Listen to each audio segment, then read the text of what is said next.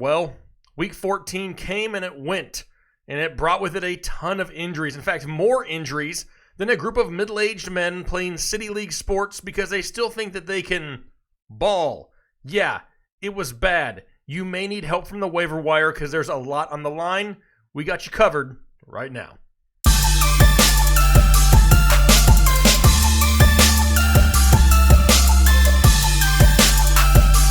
What is going on, Headliner Nation? Jake Fantasy Headliners. Hopefully everybody's doing well out there. Welcome to Week 15 Fantasy Football, talking about the waiver wire. And I get it. There's a lot of you out there that may not care about the waiver wire. Whether you're in the playoffs or you're not, don't give up just yet. Even if you're just playing for the consolation prize, who cares? Go out there, put forth a good effort. If nothing else, go and try to block a league mate from picking up somebody that they may need. If anything, it'll give you more reasons to trash talk in your league and be more fun. That's what it's all about. And today we're going to go through each of the positions. I got some quarterbacks, running backs, wide receivers, tight ends, even a couple defenses that maybe you're looking for some help here in week 15. It's the fantasy playoffs. I made a list full of people to go out there and target. There should be some of these names available in the majority of the leagues if you need help. And that's what we're going to talk about. But I mentioned it in the opening, right? What about all the injuries that we saw last week? Some big names went down, and it killed a lot of people heading into the fantasy playoffs. I mean, just look at this list right here from this past week. And these are just a few of the notable injuries here from week 14. You got Darius Geis once again going down with a knee injury. Mike Evans pulling up lame with a hamstring on a big touchdown reception. Jameis Winston's got a hand injury. Jared Cook, he's basically concussed at this point. Bo Scarborough went down for the Lions. Patrick Mahomes, he had himself a hand injury, had trouble gripping the ball. He should be good to go. Fantasy Bigfoot, Devontae Parker, also concussed. Josh Jacobs missed his game with his fractured shoulder. That's a problem. Bilal Powell went out this past week with an ankle injury. Noah Fant, Mark Andrews, two tight ends that we really can't afford to lose in a very thin position. Then you also had DJ Chark seen in a walking boot, and Calvin Ridley placed on IR. He's done for the year now. What are we going to do going forward? That's a lot of holes to fill. There's a lot of names on that list that more than likely were in people's starting lineups this past week. We need to have some contingency plans, some just in cases, and that's what we're talking about today. Week 15 waiver wire. Kicking off the quarterback position, first one up, it's Fitzmagic. Ryan Fitzpatrick, Miami Dolphins, and a lot of you going, he kind of blew last week. Well, yeah, he kind of did, but not a bad matchup if you need somebody here in week 15. Going up against the New York Giants, they allow over 21 fantasy points per game to opposing quarterbacks. And we know that Miami is going to throw the ball a lot. They average over 40 pass attempts per game, 7th in the NFL, because there really isn't much of a resemblance of a run game for the Dolphins, right? I mean, look what happened with Fitzpatrick last week. Even though he had himself a down week, some due in part because a lot of his weapons went out. He lost Albert Wilson. He lost Devontae Parker with concussions. I mean, that's a big hit to this offense. Hopefully he can get some of them back. But he also showed a little bit of rushing upside. Fitzmagic with the wheels, he had 65 yards rushing last week. That's a huge plus. Not going to say he's going to do that every week, but he's capable of it. And he's also capable of, rushing in there himself for a touchdown, here and again. Not a bad option for week 15 if you're looking for somebody to stream. Next up is going to be Jacoby Brissett, Indianapolis Colts. Right now, he's only owned in about 44% of leagues, so he could be available to you if you need somebody this week. Going up against the New Orleans Saints in New Orleans, where we just saw them last week put up a huge number, a huge amount of offense this past weekend, with Drew Brees looking like vintage Drew Brees. Does that happen again? If so, they're going to be playing from behind a lot in Indianapolis. I mean, right now, the Saints give up on average right around 20 fantasy points per game to opposing quarterbacks. They're going to be playing catch-up, and we know that run defense is a lot better than the passing defense of the New Orleans Saints. That could limit Marlon Mack once again, forcing Jacoby Brissett to have to throw the ball. Now, who are some of his options, right? It looks like it's probably just going to be Zach Pascal again, Marcus Johnson, another name we may talk about later. But they're more than capable of putting up some decent numbers. We need to get Jack motherfucking Doyle back involved. Nyheim Hines may catch some passes out of the backfield. Still a solid floor for Jacoby Brissett once again if you're looking for a quarterback. Last guy up's Derek Carr, Oakland Raiders. He's 40% owned. He's kind of my least likely to be on my roster if I needed a streaming quarterback this week. But he's facing the Jacksonville Jaguars. And they made Phillip Rivers look good again. That's how bad this defense has been as of late. for Jacksonville, allowing right around 20 fantasy points per game. And Derek Carr's getting a lot of protection. He's one of the most protected quarterbacks in the NFL. His line is doing a great job. Their running game, somewhat banged up with Josh Jacobs, but DeAndre Washington came in. He looked fine this past week. Kind of gives him that other dimension. Plus, he's also a pass catching back out of the backfield. The problem with him here is really his lack of options to throw the ball to. Outside of Darren Waller, not a whole lot of options, a whole lot of consistent options. Decent matchup if you're looking for somebody, maybe a super flex league. More than likely he's already owned in leagues like that, but you never know. Catch lightning in a bottle one last time for Derek Carr here in week 15. On to the running back position. First one up, Adrian Peterson, Washington Redskins. Now he's owned in 44% of leagues, so he may not be available, but a lot of people did drop him once Darius Geis came back and started to produce. But once again, Darius Geis down with a knee injury. Insert Adrian Peterson back in to his Washington Redskins starting lineup. Now the volume should be there, right? He's going to get you right around 15 to 18 touches, maybe more in this backfield. When Geis was out earlier in the year, he averaged right around 18 carries and 5.1 yards per carry, so not a bad option. Really isn't that big play guy anymore, but the volume should be there. It's a difficult matchup this week. Not ideal going up against the Philadelphia Eagles, but the volume should be there. If you're really lacking a running back, really need somebody in a pinch, he's somebody who's not a bad option here this weekend to end the season. Next up is going to be DeAndre Washington, Oakland Raiders, and he's owned in only 1% of leagues, and that's really because Josh Jacobs was a late scratch on Sunday. A lot of people didn't have a chance to go grab DeAndre Washington before the game, and Josh Jacobs is dealing with a fractured shoulder. That sounds like it's a problem. I mean, do they just sit him again, rest him, maybe shut him down rest of the year to avoid, a bigger injury here in the offseason? It's entirely possible, and if that's the case, a lot more DeAndre Washington. And like I said, he did a great job last week, week 14. He had 20 total touches, 96 total yards, and a touchdown. Not bad in last-minute duty. If he's available out there, he's definitely somebody who could have some value if Jacobs sits once again. Now, he's facing off against the Jacksonville Jaguars. They're allowing the second most fantasy points to opposing running backs over the last 4 weeks. Great matchup, possible volume. DeAndre Washington is definitely a name I would go after, especially if Josh Jacobs is going to be sitting. Next up is going to be Raheem Mostert, San Francisco 49ers. Still only owned in 24% of leagues, which I found a little bit surprising, but he's definitely a name that needs to be owned 100%. He is right now the top running back in one of the best run offenses. I mean, right now, Kyle Shanahan is out-coaching a lot of people to go out there and win some ball games. And Raheem Mostert is doing it a bunch of different ways, a very creative offense. Over his last 2 games, he's had 29 carries, 215 yards, and 2 touchdowns on the ground. Another 4 receptions for 48 yards and a touchdown through the air. This is definitely a great time to start Raheem Mostert, and he gets a decent matchup in Week 15 going up against the Atlanta Falcons. If he's out there, he's available. He's somebody I'd be looking at also. Next up is going to be Patrick Laird, Miami Dolphins.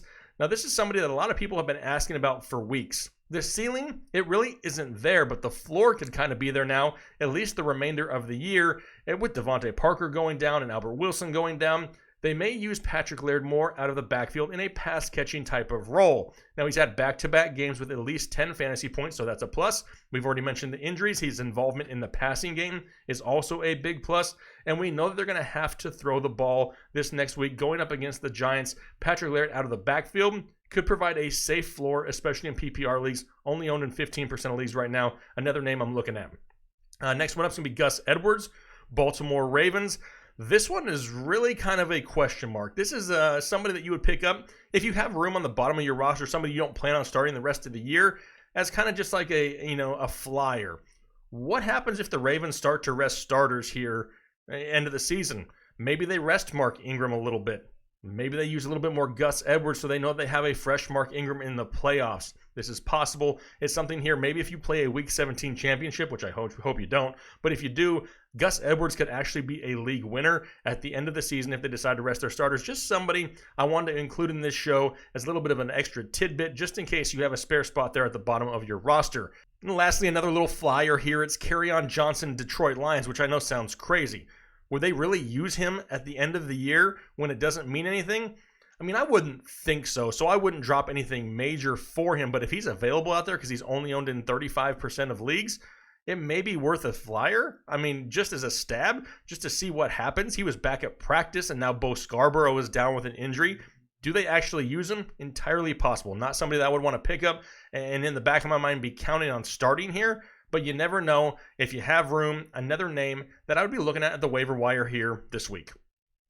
Moving on to wide receivers now, and I fit as many on the page as I could get. I'm trying to give you guys as many options as possible if you're really looking for somebody here this week.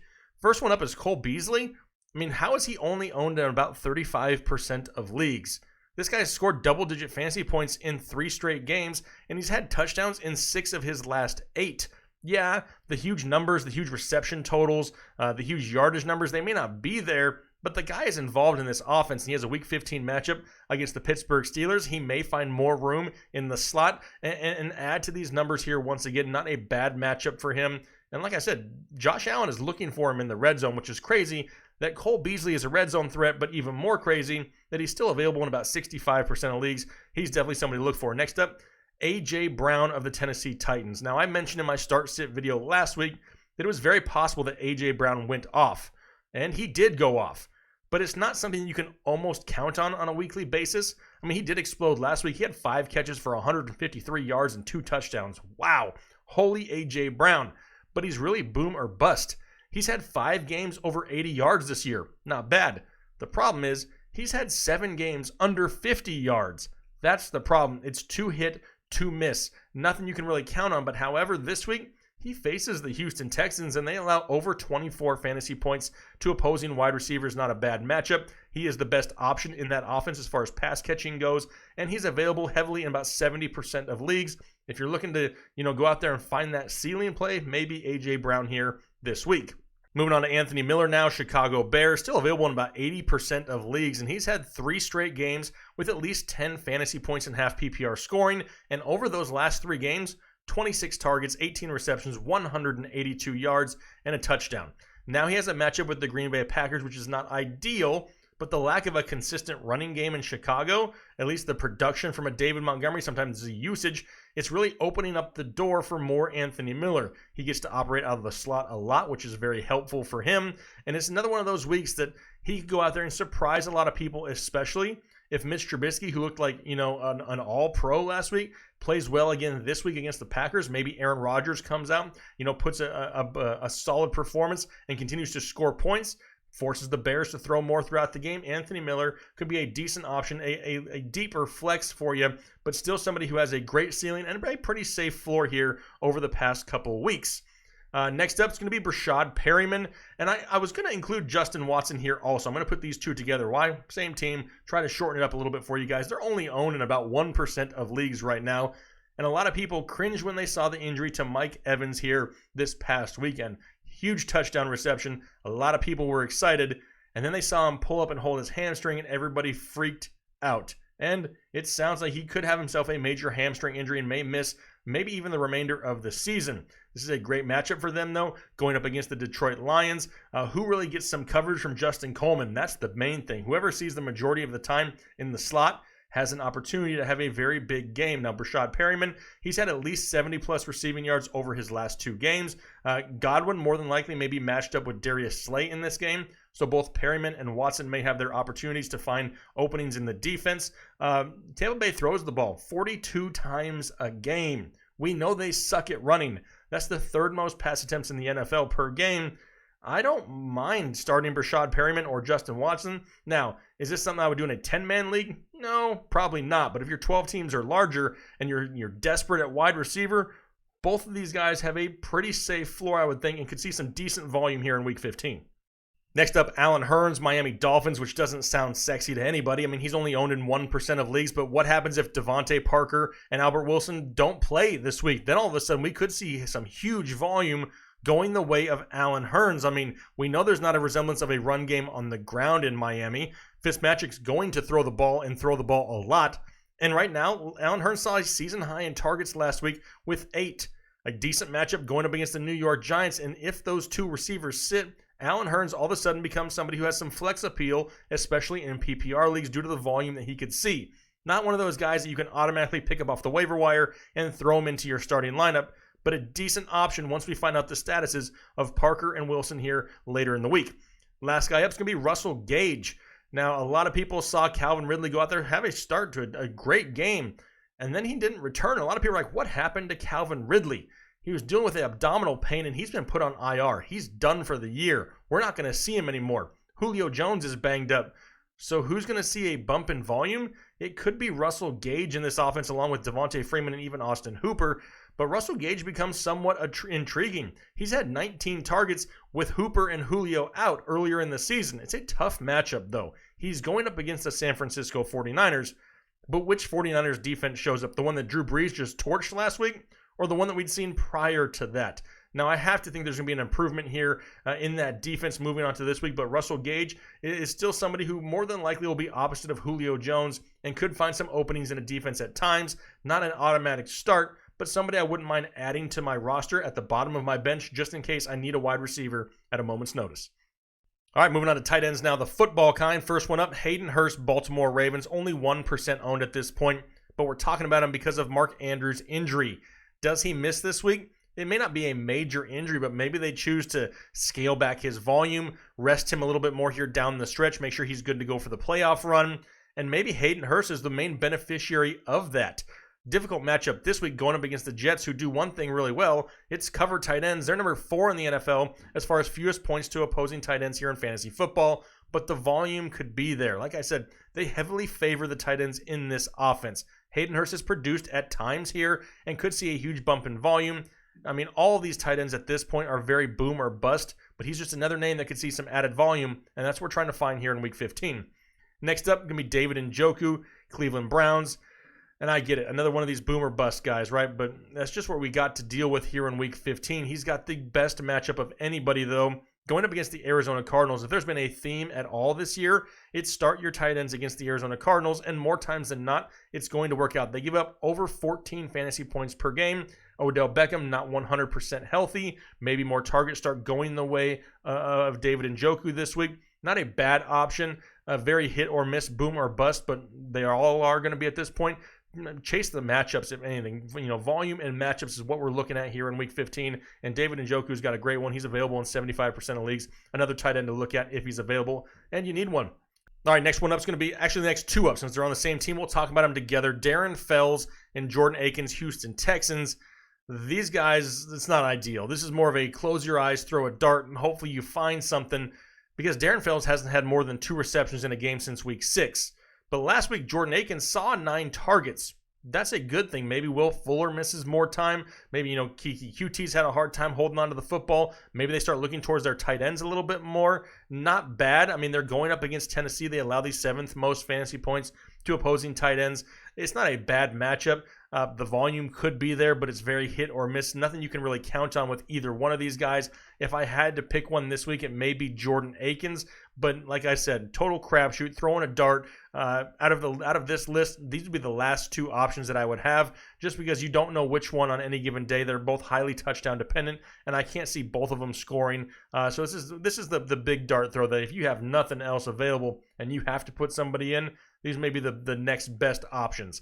The last one up, don't leave the video. In fact, you may have already clicked off it once you saw his name pop up, but it's O.J. Howard of the Tampa Bay Buccaneers, only 39% owned. But the injury to Mike Evans is really a big deal, and O.J. Howard has had 2 straight games with at least 60 yards receiving. I know it's not great, but it's better than some of the other options that may be available out there, and he's going up against Detroit. They allow the 10th most fantasy points to opposing tight ends, and with Mike Evans not being there, this could turn into one of those plays where maybe he becomes a little bit more of a red zone threat. Maybe they look for him deep down the field at times or across the middle of the field, something that they may have used to get from Mike Evans. Maybe now they use O.J. Howard for it. Like I said at the beginning of this list, these are all boom or bust. This tight end position has been a wasteland all season long. If you don't have Kelsey, Kittle, or Ertz, after that, it's a giant crapshoot. Same thing here in Week 15, but if you need somebody, these are maybe the best options available in your league. All right, moving on to defense here lastly, and it's really hard to find a defense because a lot of the ownership percentages of all of these teams are all over the places depending on which platform you're using. Kind of hard to use that ownership percentage to figure out which ones may be heavily available. So here's a few teams that may be available in your league. First one up, Seattle Seahawks. They may be the highest owned of all the options, but they're going against the Carolina Panthers, who at times, it looks like Kyle Allen has never played quarterback in his life, And plus, the Seattle Seahawks can force some turnovers. They're one option here. Another one, Kansas City, the Chiefs. They've been great at defending against the pass here this past few weeks. And going up against the Denver Broncos, who've looked good with Drew Lock, but he's still a rookie quarterback who's going to be on the road in Kansas City, in Arrowhead. It would not surprise me if he maybe saw his worst game here in the past few weeks. Kansas City's defense has been playing pretty decent. Definitely another option that I would be looking at this week. And also the Cleveland Browns. And don't laugh, they're going to be playing against the Arizona Cardinals, who have not looked great as of late. I mean, before their bye week, it looked like they were starting to put things together, but ever since they've gotten back, can't really put, a good stretch of ball games together, a good few series together at this point. The Cleveland Browns, another defense that I would look at here in Week 15. All right, those were a few of my top waiver wire ads here for Week 15. Hopefully that was able to help you, pick somebody to fill some holes on your roster. It's a very difficult week. There's a lot on the line here, and I tried to give as many names as possible. Just depending on who's available in your league, trying to help out everyone that we possibly can. A lot on the line here, fantasy playoffs, trying to win some fantasy championships. If you have questions, ask them down below. This is a huge community full of people who are looking to help each other. Don't be surprised if you leave a comment down below that you may not get, questions and answers and stuff from other people in this community. That's what we're trying to build here. This is not a couple of guys that just tell you that we know more than everybody else. It's not how this community works. So if you're new here and you like that, consider hitting the subscribe button. We greatly appreciate the support. We'll try to answer as many comments as we can this week because we know people are trying to make it to their fantasy finals. So we'll do our best. I got people working around the clock on comments, trying to help out. We greatly appreciate you once again. Good luck this weekend. We'll talk to you later.